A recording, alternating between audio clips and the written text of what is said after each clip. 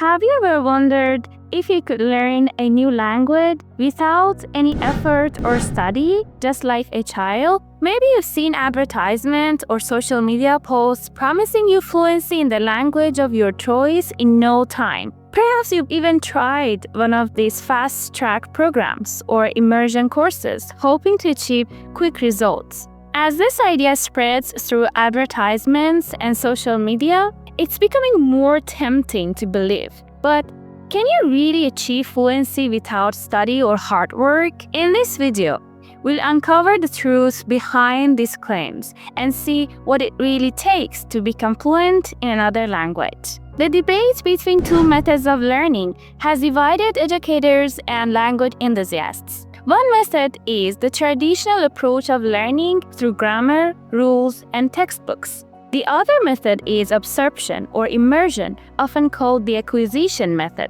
which involves learning without attention to rules or grammar. Proponents of the acquisition method often use the theory that if you want to learn a new language, we should become like children again, who are like sponges, absorbing everything around them. They argue that just as you learned your native language naturally from your environment, so you can learn a second language the same way. But does this really work? It takes children years, often a decade or more, of full immersion to become fluent in their native language. If adults want to follow the acquisition method for learning another language, how would they be able to obtain full immersion 24 hours a day like a child? Short of moving to the country where the language is spoken, such immersion would be impossible. Movies, music, conversation with friends, and so on would not provide full immersion. Even moving to the country is not sufficient without already having some previous exposure or knowledge of the language, because the environment would be overwhelming and not conducive to a beginner. The pure acquisition method is unrealistic and impractical. First off, it takes a child a very long time to reach anything that we would consider proficient. Most adult learners do not have that much time.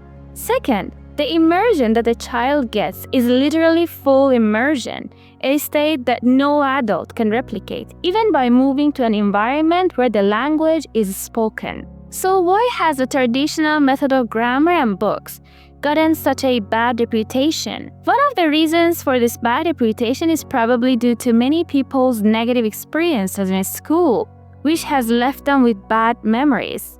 Traditional methods of teaching grammar can sometimes be dry, overly technical, and disconnected from practical use, making it seem tedious and intimidating. By saying all of this, I'm not supporting one method or the other. Based on my experience learning and teaching languages, I believe that we should use both methods to improve our language skills. A balanced approach to language learning is essential because each skill reinforces the others, creating a more well-rounded language ability. Also, everyone has different reasons and goals for learning a language. A holistic or comprehensive approach to language learning involves integrating various methods and resources to develop all aspects of language proficiency. This approach recognizes that language learning is multidimensional and that focusing on just one aspect, such as grammar or speaking, is not enough to achieve true fluency. So far, we've been talking about the acquisition method and the traditional method to become fluent in a language. But what is fluency? Generally, fluency refers to the ability to communicate smoothly and effortlessly in a language. This includes speaking, understanding, reading, and writing with ease and without frequent hesitation.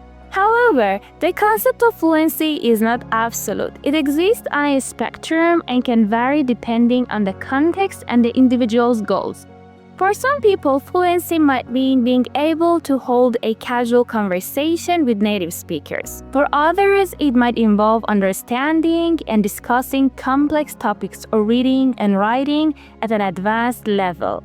Fluency also depends on the specific language skills being measured. Someone might be fluent in conversational speech but struggle with academic writing.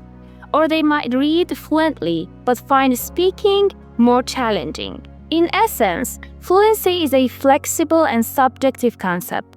It is something like being strong or rich. These are all relative concepts. It's important for language learners to define what fluency means to them personally and set realistic goals based on their needs and interests. Also, it's important to note that language is a living, evolving entity that constantly changes and adapts. This dynamic nature makes language learning a lifelong process rather than a task with a finish line.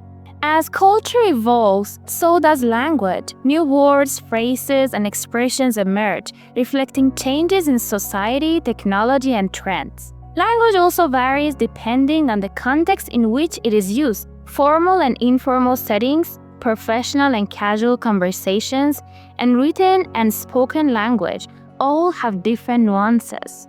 In conclusion, anything valuable in life requires effort and time, and learning a language is no exception. Setting realistic goals and expectations is crucial, as language learning is a long journey that requires hard work. Advertisements claiming you can learn a language quickly and effortlessly are misleading.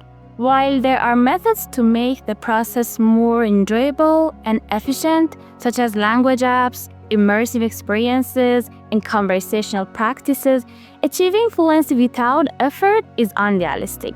Embrace the fact that mastering a language involves dedication, time, and consistent exposure.